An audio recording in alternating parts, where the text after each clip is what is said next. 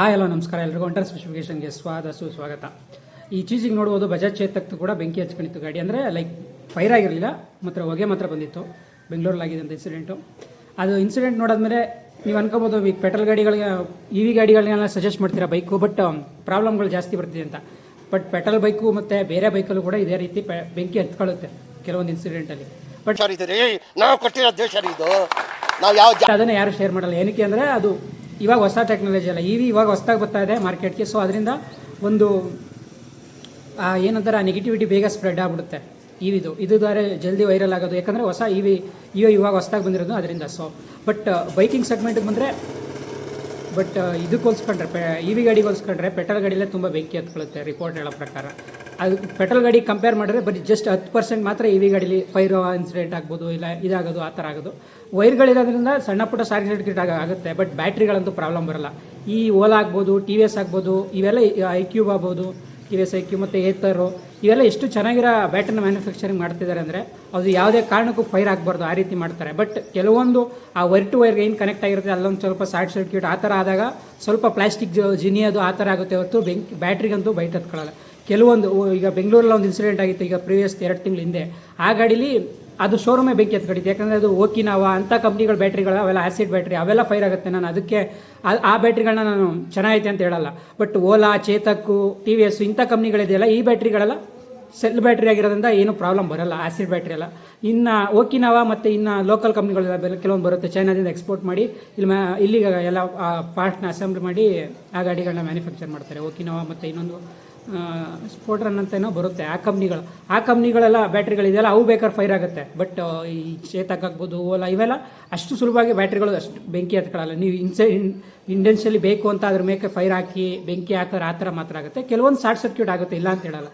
Electric ಅಂದಾದ್ಮೇಲೆ ಏನೋ ಸಣ್ಣ ಪುಟ್ಟ ವೈರ್ ಕರೆಕ್ಟಾಗಿ ಕಲೆಕ್ಷನ್ ಆಗದೇ ಶಾರ್ಟ್ ಸರ್ಕ್ಯೂಟ್ ಆಗುತ್ತೆ. ಅದು ಬಿಟ್ಟರೆ ಬೇರೆ ಅಷ್ಟು ಮೇಜರಾಗಿ ಪ್ರಾಬ್ಲಮ್ ಬರೋಲ್ಲ. ಈಗ ಆಲ್ಮೋಸ್ಟ್ ಅಲ್ಲಿ ಇಂಡಿಯಾದಲ್ಲಿ ಬೆಸ್ಟ್ ಬ್ಯಾಟ್ರಿನ ಮ್ಯಾನುಫ್ಯಾಕ್ಚರ್ ಮಾಡ್ತಾವ್ರೆ ಇ ವಿಗಳಿಗೆ, ಲೈಕ್ ಕಾರ್ಗೆ ಆಗ್ಬೋದು, ಬೈಕ್ಗೆ ಅಂದರೆ ಟಾಪ್ ವೇರಿಂಗ್ ಅಂದರೆ ಒಂದು ಪ್ರೀಮಿಯರ್ ಗಾಡಿಗಳಂತ ಇರೋಂಥ ಗಾಡಿಗಳಿಗೆ. ಈ ಲೋಕಲ್ ಬರುತ್ತೆ ಓಕಿನಾವಾ ಅಂಥ ಕಂಪ್ನಿಗಳಲ್ಲಿ ಅಷ್ಟು ಚೆನ್ನಾಗಿರೋ ಬ್ಯಾಟ್ರಿ ಇಲ್ಲ ಅಂತ ನನ್ನ ಅನಿಸಿಕೆ. ನೆಕ್ಸ್ಟ್ ನ್ಯೂಸ್ ಬಂದ್ಬಿಟ್ಟು ಎಲ್ಲ ಗೊತ್ತಾಗ ಫೈನಲಿ ಟೆಸ್ಲಾದವರು ಅವ್ರ ಶೋರೂಮ್ನ ಡೆಲ್ಲಿಯಲ್ಲಿ ಓಪನ್ ಮಾಡ್ತಿದ್ದಾರೆ. 3,000 ಇಂದ 5,000 ಸ್ಕ್ವೇರ್ ಫೀಟು ಡೆಲ್ಲಿಯಲ್ಲಿ ಜಾಗ ಹುಡುಕ್ತಾರೆ, ಆ ಜಾಗದಲ್ಲಿ ಮಾಡ್ತಾರೆ ಅಂತ. ಮೋಸ್ಟ್ಲಿ ಡೆಲ್ಲಿಲಿ ಅಟ್ ಪ್ರೆಸೆಂಟ್ ಇನ್ನೊಂದು 2 ತಿಂಗಳೊಳಗೆ ಅವ್ರ ಶೋರೂಮ್ ಓಪನ್ ಮಾಡಿ, ಅಂದರೆ ಎಕ್ಸ್ಪೀರಿಯನ್ಸ್ ಶೋರೂಮ್ ಯಾವ ರೀತಿ ಇರುತ್ತೆ ಗಾಡಿ ಮತ್ತು ಏನು ಅಂತ. ಮೋಸ್ಟ್ಲಿ ಸ್ಟಾರ್ಟಿಂಗ್ ಒಂದು 3-4 ಕಡೆ ಶೋರೂಮ್ನೆಲ್ಲ ಹಾಕಾದ್ಮೇಲೆ ಮೋಸ್ಟ್ಲಿ ಅಸೆಂಬ್ಲಿ ಪಾಯಿಂಟ್ ಅದಾದ್ಮೇಲೆ ತರ್ಬೋದು ಅಂತ. ಏನಕ್ಕಂದರೆ ನಮ್ಮ ಇಂಡಿಯಾ ಅನ್ನೋದು larger market at present world wide ನೋಡ್ಕೊಂಡ್ರೆ. ಸೊ ಅದರಿಂದ ಈ ಮಾರ್ಕೆಟ್ನ ಬಿಡೋಕ್ಕೆ ಯಾರು ಕೂಡ ಇಷ್ಟಪಡಲ್ಲ. ಕೆಲವೊಂದು ರೂಲ್ಸ್ ರೆಗ್ಯುಲೇಷನ್ಸನ್ನು ಇಂಡಿಯನ್ ಗೌರ್ಮೆಂಟು ಒಂದು ಸ್ವಲ್ಪ ಸಡಿಲಿಕೆ ಮಾಡಿರೋದ್ರಿಂದ ಅವರು ಕೂಡ ಟೆಸ್ಲಾದರು ಕೂಡ ಬರ್ತಾರೆ ಮುಂದೆ ಫ್ಯೂಚರಲ್ಲಿ. ಬಟ್ ಇವಾಗ ಶೋರೂಮ್ ಓಪನ್ ಮಾಡೋಕ್ಕೆ ಡೆಲ್ಲಿಲಿ 3,000 ಇಂದ 5,000 ಸ್ಕ್ವೇರ್ ಫೀಟಲ್ಗೆ ಜಾಗ ನೋಡ್ತಾರೆ. ಅಲ್ಲೇನೋ ಬತ್ತು ಅಂದರೆ ಅವ್ರ ಶೋರೂಮ್ ಬರುತ್ತೆ. ನೆಕ್ಸ್ಟ್ ನ್ಯೂಸ್ ಬಂದ್ಬಿಟ್ಟು ಈ ಓಲಾದವರು ನ್ಯೂಸು ಈಗ 2 ವರ್ಷದಿಂದ ಅವರೇ ಟಾಪ್ 1ಅಲ್ಲಿದ್ದರು ಈ ಟೂ ವೀಲರ್ ಸೇಲ್ಸಲ್ಲಿ ಓಲಾದರು. ಬಟ್ ಇವಾಗ ಟಿ ವಿ ಎಸ್ ಸೆಕೆಂಡಲ್ಲಿತ್ತು, ಪ್ರೀವಿಯಸ್ ಮಂತಲ್ಲಿ ಟಿ ವಿ ಎಸ್ನ ಸೈಡ್ ಹಾಕಿ ಈಗ ಬಜಾಜ್ ಚೇತಕ್ ಸೆಕೆಂಡ್ಗೆ ಬಂದಿದೆ. ಈ ತಿಂಗಳು ಮೋಸ್ಟ್ಲಿ ಬಜಾಜ್ ಚೇತಕ್ ಸೇಲ್ ಆಗ್ತಿರೋದು ನೋಡಿದ್ರೆ ಮೋಸ್ಟ್ಲಿ ನೆಕ್ಸ್ಟು ಇನ್ನೊಂದು 1 ತಿಂಗಳು 2 ತಿಂಗಳೊಳಗೆ ಮೋಸ್ಟ್ಲಿ ಓಲಾನ ಸೈಡ್ ಹೊಡಿಬೋದು. ಸೊ ಓಲಾದವ್ರಿಗೆ 2 ವರ್ಷದಿಂದ ಅವರು ಏನು ಕಿರೀಟನ ನಂಬರ್ 1 ಸ್ಥಾನದಲ್ಲಿ ಇಂಡಿಯಾದಲ್ಲಿ ಟೂ ವೀಲರ್ ಸೇಲಿಂಗ್ ನಂಬರ್ 1 ಸ್ಥಾನದಲ್ಲಿ ಏನು ಉಳಿಸ್ಕೊಂಡಿದ್ರು, ಆ ಕಿರೀಟ ಬಿದೋಗ್ಬೋದು ಅನ್ಸುತ್ತದೆ. ಏನಕ್ಕೆ ಅಂದರೆ ಬಜಾಜ್ ಚೇತಕ್ ಗಾಡಿ ತುಂಬಾ ಚೆನ್ನಾಗಿದೆ, ಬಟ್ ಅಷ್ಟು ಕಾನ್ಫಿಗರೇಷನ್ ಅಂದರೆ ಲೈಕ್ ಟಾಪ್ ಸ್ಪೀಡೇ ಆಗ್ಬೋದು, ಅದೇನು ಕೊಟ್ಟಿಲ್ಲ ಅನ್ನೋದು ಬಿಟ್ಟರೆ 63 ಕಿಲೋಮೀಟರ್ ಟಾಪ್ ಸ್ಪೀಡ್ ಇದ್ದರೂ 100 ಕಿಲೋಮೀಟರ್ ರೇಂಜ್ ಕೊಟ್ಟಿರ್ತಾರೆ.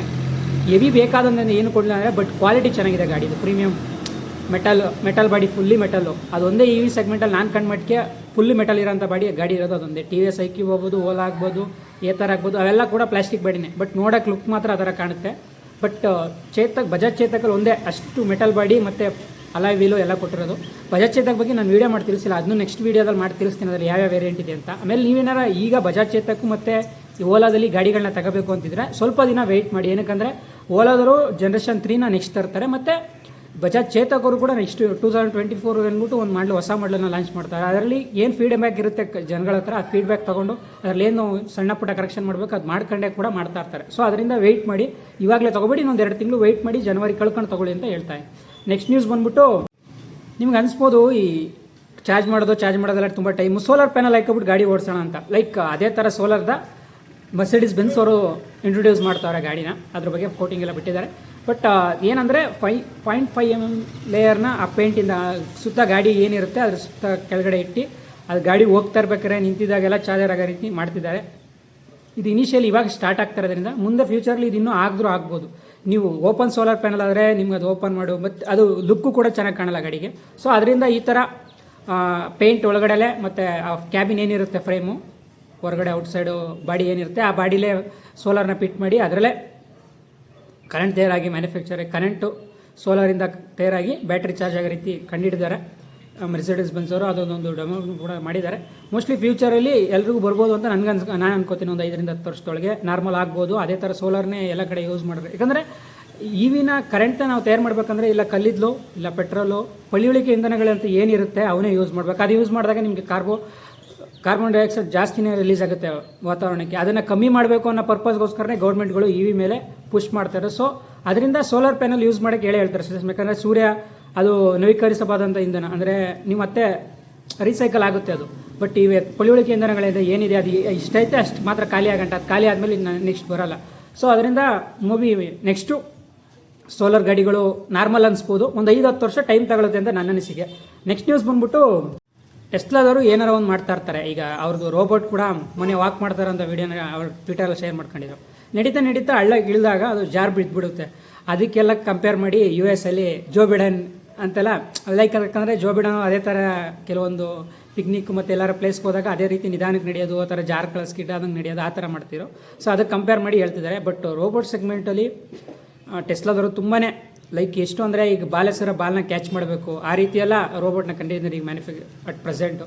ಫ್ಯೂಚರಲ್ಲಿ ಇನ್ನೂ ಅಪ್ಡೇಟ್ ಆಗುತ್ತೆ. ಆಮೇಲೆ AI ರೋಬೋಟಿಂದ ಬರ್ತಿರೋದ್ರಿಂದ ಜನಗಳ ಕೆಲಸನೂ ಕಿತ್ಕೊಳ್ತಾರೆ. ನೋಡಬೇಕಿದು ಯಾವ ರೀತಿ ಎಫೆಕ್ಟ್ ಆಗುತ್ತೆ ಏನು ಅಂತ. ಬಟ್ ಎಲ್ಲ ಮಷಿನರಿ ಬಂದರೆ ಒಳ್ಳೆಯದೇ, ಬಟ್ ಜನಗಳ ಕೆಲಸ ಇರೋಲ್ಲ. ಸೊ ನೋಡೋಣ ಇದು ಟೆಸ್ಲಾದು ಯಾವ ರೀತಿ ರೋಬೋಟ್ ನಡೀತೈತೆ ಅಂತ. ನೆಕ್ಸ್ಟ್ ನ್ಯೂಸ್ ಬಂದ್ಬಿಟ್ಟು ರೆಡ್ಮಿ ಕಡೆಯಿಂದ.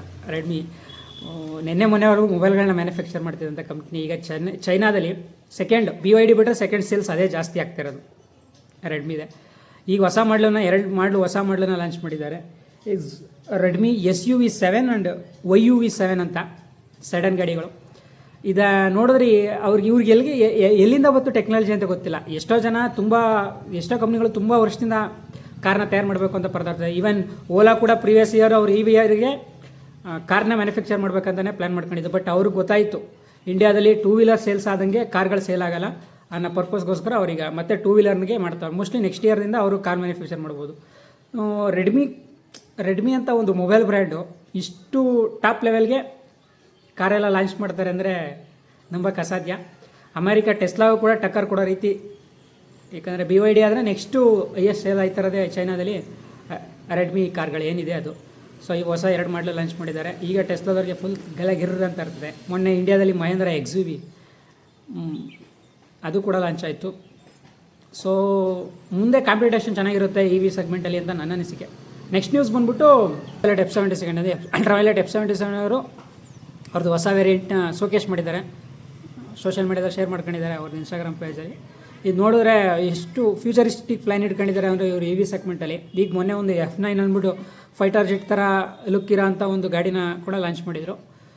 ಅದೆಲ್ಲ ನೋಡಿದ್ರೆ ಇನ್ನು ಮುಂದೆ ಫ್ಯೂಚರಲ್ಲಿ ಒಳ್ಳೊಳ್ಳೆ ಪ್ಲ್ಯಾನ್ ಇಟ್ಕೊಂಡಿದ್ದಾರೆ ಅನಿಸುತ್ತೆ. ನನಗೂ ಅಲ್ಟ್ರಾವೈಲೆಟ್ F-77 ಮೇಲೆ ಆ ಗಾಡಿ ಅಂದರೆ ಏನೋ ಒಂಥರ ಲುಕ್ಕು ಮತ್ತು ಇದೆಲ್ಲ ಚೆನ್ನಾಗೈತೆ ಅಂತ ಅನಿಸುತ್ತೆ. ಬಟ್ ರೇಂಜು ಅಂತ ಬಂದಾಗ ರೇಂಜ್ ಚೆನ್ನಾಗಿದ್ರೆ ನಾನು ಅದನ್ನೇ ತಗೋತಿದ್ದೆ. ಬಟ್ ನೋಡೋಣ ಮುಂದೆ ಫ್ಯೂಚರಲ್ಲಿ ಇನ್ನೂ ಬೇಜಾನ್ ಆಪ್ಷನ್ ಬರುತ್ತೆ. ನಾನು ಸ್ಟಾರ್ಟಿಂಗ್ EV ತಗೊಂಡಾಗ ಇಷ್ಟೊಂದು ಆಪ್ಷನ್ ಇರಲಿಲ್ಲ ಮಾರ್ಕೆಟಲ್ಲಿ. ನೀವು ಯಾವ್ದು ಬೇಕು ಆ ಥರ ತಗೊಳ್ಳೋ ರೀತಿ. ಆವಾಗ ಮಾರ್ಕೆಟಲ್ಲಿ ಪ್ರೆಸೆಂಟ್ ಓಲಾ ಒಂದಿತ್ತು ಮತ್ತು TVS ಮಾತ್ರ ಇತ್ತು. ಇವಾಗ ಅನಿಸುತ್ತೆ ನಮಗೆ ಓಲಾ ತಗೊಳ್ಬೋದು, ಬೇರೆನೇ ತೊಗೊಂಡಿರೋ ಆಗ್ತಿತ್ತು. ಟಾಪ್ ವೇರಿಯಂಟ್ ನಾವು ಅಷ್ಟು ಯೂಸ್ ಮಾಡಲ್ಲ, ಯಾವಾಗಲೂ ಕಮ್ಮಿ ಇರುತ್ತೆ ಅಂತ. ಬಟ್ ನೋಡೋಣ ಫ್ಯೂಚರಲ್ಲಿ ನೆಕ್ಸ್ಟು ಇನ್ನೂ ಮಾರ್ಕೆಟು ಬ್ರಾಡಾಗಿ ಓಪನ್ ಆದಾಗ ನಮ್ಗೆ ಇನ್ನೂ ಸಿಕ್ಕಾಪಟ್ಟೆ ಆಪ್ಷನ್ ಇರುತ್ತೆ. ಈಗಲೇ ನೋಡಿ ಎಷ್ಟೊಂದು ಆಪ್ಷನ್ ನಿಮ್ಮ TVS ಆಗ್ಬೋದು, ಚೇತಕ್ ಆಗ್ಬೋದು, ಹೀರೋವಿಡಾ, ಓಲಾ, ಎಷ್ಟು ಸಿಕ್ಕಾಪಟ್ಟೆ ಆಪ್ಷನ್ ಐತೆ. ನಾವು ಸ್ಟಾರ್ಟಿಂಗ್ ತಗೋಬೇಕಾದ್ರೆ ಅಷ್ಟೊಂದೆಲ್ಲ ಆಪ್ಷನ್ ಇರಲ್ಲ. ಅವಾಗ ಇದ್ದಿದ್ದು ಏತರು ಓಲಾ ಅವೆರಡೆ, ಇನ್ನು ಬಾಕಿ ಯಾವ ಅಷ್ಟು ಲಾಂಚ್ ಮಾಡಿರಲಿಲ್ಲ, ಅಷ್ಟು ಇದನ್ನು ಮಾಡಿರಲಿಲ್ಲ. ಸೊ ಇವಾಗ ಮಾರ್ಕೆಟಲ್ಲಿ ತುಂಬ ಬೂಮ್ ಆಗ್ತಿದೆ. ಬಟ್ ಇದು ಮೊಪೆಟ್ಗಳಾಗಿತ್ತು. ಬಟ್ ಬೈಕಿಂಗ್ ಸೆಗ್ಮೆಂಟಲ್ಲಿ ಮುಂದೆ ಆಗ್ಬೋದು ಅಂತ ನಾನು ವೆಯ್ಟ್ ಮಾಡ್ತಾಯಿದ್ದೀನಿ. ಸೊ ಅಟ್ ಪ್ರೆಸೆಂಟ್ ಈಗ ಬೈಕಿಂಗ್ ಸೆಗ್ಮೆಂಟು ಅಂದರೆ ಅಲ್ಟ್ರಾವೈಟ್ ಮತ್ತು ಒಬೇರಾ ಇವು ಮಾತ್ರ ಮಾಡ್ತಿದ್ದಾರೆ. ಮೋಸ್ಟ್ಲಿ ಫ್ಯೂಚರಲ್ಲಿ ಓಲಾನು ಒಂದು ಆ್ಯಡ್ ಆಗುತ್ತೆ, ಅದ್ರ ಜೊತೆಗೆ TVS EV ಬ್ರ್ಯಾಂಡ್ಗಳು ಆ್ಯಡ್ ಆಗ್ಬೋದು ಅಂತ ನಾನು ವೆಯ್ಟ್ ಮಾಡ್ತಾ ಇದ್ದೀನಿ. ಮೋಸ್ಟ್ಲಿ ಇರೋದವರು ಕೂಡ ಅವರು. ಇದಿಷ್ಟು ಇವತ್ತಿನ EV ನ್ಯೂಸ್ ಆಗಿತ್ತು. ನಿಮಗೆ EV ಬಗ್ಗೆ ಏನಾದ್ರು ಡೌಟ್ ಇತ್ತು, ಇಲ್ಲ ಯಾವ್ದಾರ ವೆಹಿಕಲ್ ಯಾವ್ದು ತೊಗೋಬೇಕು ಅನ್ನೋದ್ರ ಬಗ್ಗೆ ಡೌಟ್ ಇತ್ತು ಅಂದರೆ ನಾನು ಕಮೆಂಟ್ ಬಾಕ್ಸಲ್ಲಿ ತಿಳಿಸಿ ಅಂತ ಹೇಳ್ತಾ ಈ ವಿಡಿಯೋನ ಇಲ್ಲಿಗೆ ಮುಗಿಸ್ತಾ ಇದ್ದೀನಿ. ಮುಂದಿನ ವಿಡಿಯೋದಲ್ಲಿ ಮತ್ತೆ ಸಿಗೋಣ. ಅಲ್ಲಿವರೆಗೂ ಟೇಕ್ ಕೇರ್, ಬಾಯ್ ಧನ್ಯವಾದ.